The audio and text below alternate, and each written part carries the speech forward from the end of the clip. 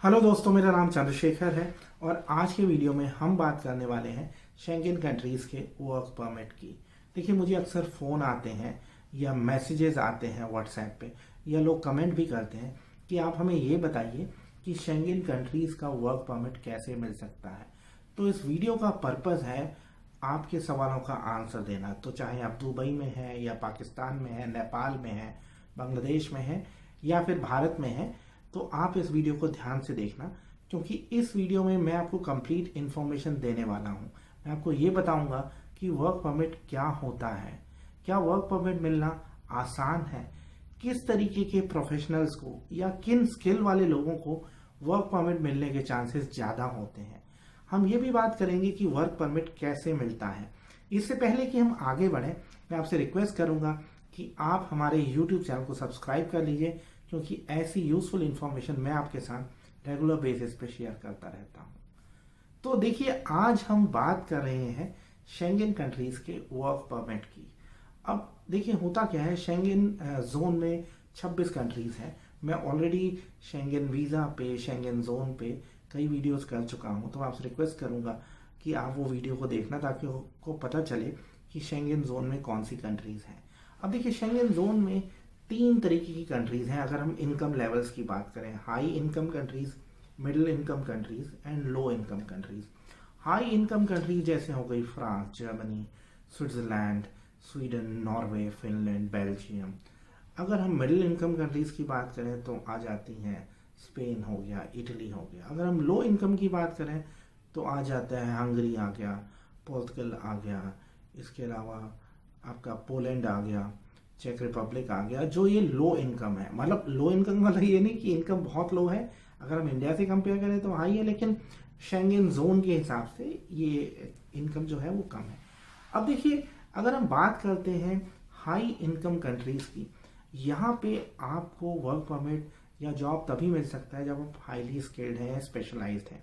अब जब मैं हाईली स्किल्ड की बात करता हूँ, तो अगर आपका बैकग्राउंड स्टेम में है, स्टेम यानी STEM, science, technology, engineering, management, maths, sorry, तो अगर आपका इसमें बैकग्राउंड है तो हाईली, जो मतलब अगर आप हाईली क्वालिफाइड हैं तो हाई इनकम कंट्रीज में आपकी डिमांड है और आपको यहाँ पे वर्क परमिट मिल सकता है, क्योंकि यहाँ पे स्किल शॉर्टेज है।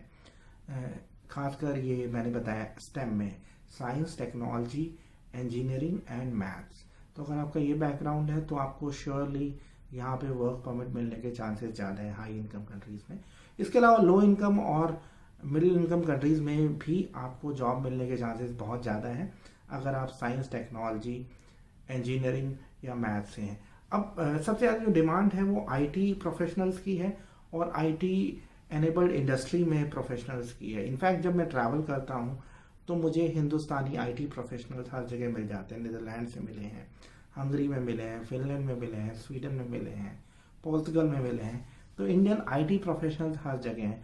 तो अगर आपका बैकग्राउंड IT है तो आपको शेंगेन कंट्रीज का वर्क परमिट मिल सकता है। लेकिन अगर आप लो स्किल्ड हैं, अगर आप सपोज करिए एग्रीकल्चर का काम ढूंढ रहे हैं और आप चाहते हैं कि आपको जर्मनी में काम मिल जाए, इसके चांसेस ऑलमोस्ट नेग्लिजिबल है। क्योंकि होता क्या है कि जो यूरोप की लो इनकम कंट्रीज हैं, सॉरी शेंगेन जोन की या यूरोप की भी, वहाँ के लोग फॉर एग्जांपल जर्मनी में खेती बाड़ी करने के लिए हंगेरियंस चले जाते हैं, या फैक्ट्री में काम करने के लिए हंगेरियंस चले जाते हैं।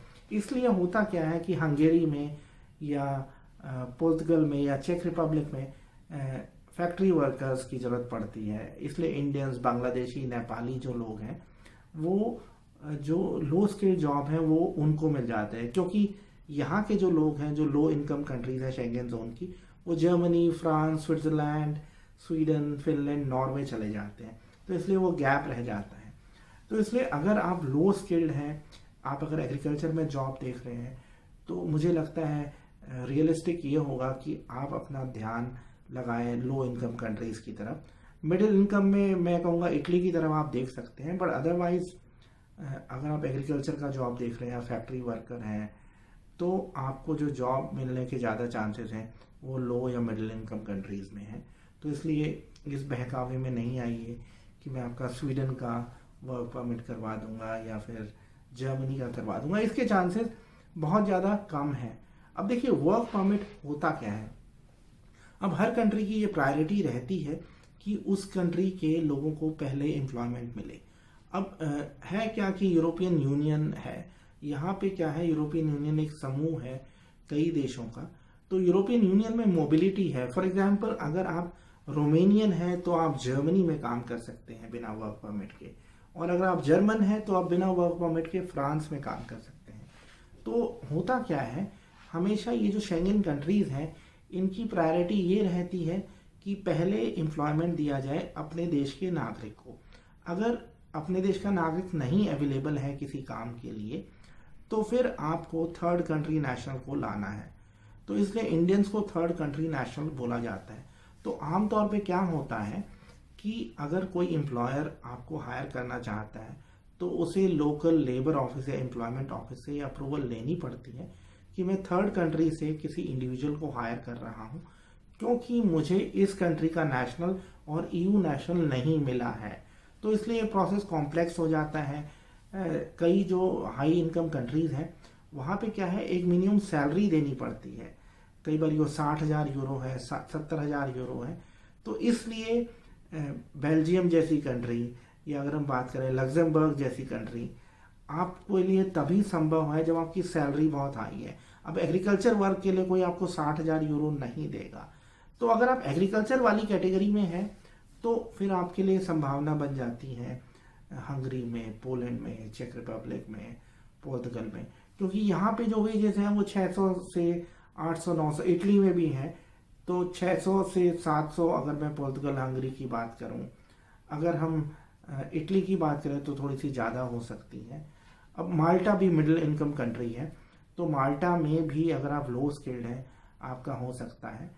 तो मैं एक बार फिर यहाँ पे बता देता हूँ, अगर आप हाईली स्किल्ड हैं तो आप शेंगन जोन की किसी भी कंट्री में आपको जॉब मिल सकता है और जॉब के बेसिस पे आपको वर्क परमिट मिल सकता है। लेकिन अगर आप लो स्किल्ड हैं तो आपको हाई इनकम कंट्रीज में जॉब मिलने की संभावना बहुत ही कम है। अब जैसे हम हाई इनकम कंट्रीज की बात करें वो मैं आपको बता ही चुका हूँ, मैं फिर दोबारा से रिपीट कर देता हूँ। हाई इनकम कंट्रीज हैं जैसे जर्मनी है, फ्रांस है, स्विट्जरलैंड है, ऑस्ट्रिया है, नॉर्वे है, फिनलैंड है, स्कैंडिनेविया की सारी कंट्रीज हो गई, बेल्जियम हो गया, लग्जमबर्ग हो गया, तो ये हाई इनकम है। लो इनकम में हंगरी, चेक रिपब्लिक, पोलैंड, पोर्तुगल, ये लो इनकम आ जाता है। अब देखिए होता क्या है, मैंने आपको बताया कि जॉब्स अवेलेबल हैं, लेकिन एम्प्लॉयर आपसे पूछता है कि क्या आपके पास वर्क परमिट है और are you authorized to work in this country. तो ये थोड़ा सा ट्रिकी हो जाता है। अब ऐसे में आपकी जो हेल्प है वो रिक्रूटर कर सकते हैं, या फिर आपकी हेल्प जो उस कंपनी में ऑलरेडी है जो आपको हायर करना चाहते हैं वो कर सकते हैं, क्योंकि पेपर वर्क बहुत ज़्यादा ज़रूरी है अगर आप किसी शेंगन जोन कंट्री में काम करना चाहते हैं। अब एक और चीज़ है कि वर्क परमिट मिलता है, लाखों हिंदुस्तानी शेंगन जोन में काम कर रहे हैं तो वर्क परमिट मिलते हैं, लेकिन थोड़ा सा मुश्किल है। क्योंकि अब जैसे कल मुझे एक व्यक्ति ने कांटेक्ट किया गुड़गांव से, उसने मुझे बोला कि मैं एक मल्टीनेशनल कंपनी में काम करता हूं और मैं जब भी किसी यूरोपियन कंपनी को अप्लाई करता हूं तो मुझसे पूछते हैं कि आपके पास क्या वर्क परमिट है, और वर्क परमिट अप्लाई करने के लिए मुझे जॉब चाहिए। तो ये एक तरीके का सर्कल हो गया, अगर जॉब नहीं है तो आपको वर्क परमिट नहीं मिलेगा, अगर आपका वर्क परमिट नहीं है तो आपको जॉब नहीं मिलेगा, और जॉब के बिना वर्क परमिट नहीं मिलेगा। तो ये बड़ा कॉम्प्लेक्स सा सिचुएशन है। अब वर्क परमिट कैसे मिलता है मैं आपको बता देता हूँ।